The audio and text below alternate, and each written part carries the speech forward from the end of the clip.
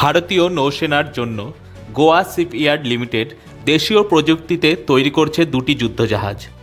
Goa shipyard অক্টোবরের 2024-এ এরকম আরও দুটি জাহাজ তৈরি করে ভারতীয় নৌসেনাকে দিয়েছে। এদিন গোয়া শিপইয়ার্ডের সিএমডি রাজেশ কুমার উপাধ্যায় জানান, 2000 কোটি টাকার বাজেট ছিল, কিন্তু আধুনিক টেকনিক যুক্ত করায় এই বাজেট অনেকটাই বেড়েছে। এই যুদ্ধজাহাজটি 52 মিটার লম্বা, 8 মিটার চওড়া, 320 টন ওজন। এই যুদ্ধজাহাজগুলি সমুদ্রে পাহারা দেওয়া ও যুদ্ধের সময় ব্যবহার করা হবে। যুদ্ধজাহাজ তৈরিতে এবং ভারতের সমুদ্রকে সুরক্ষিত রাখার জন্য গোয়া শিপইয়ার্ডের গুরুত্ব দিন দিন বাড়ছে।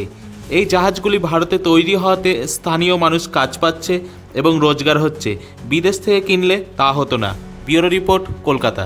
এ বিষয়ে আরও জানতে কলকাতা সমাচার চ্যানেলটি লাইক করুন, সাবস্ক্রাইব করুন ও বেল আইকনটি প্রেস করুন। ধন্যবাদ।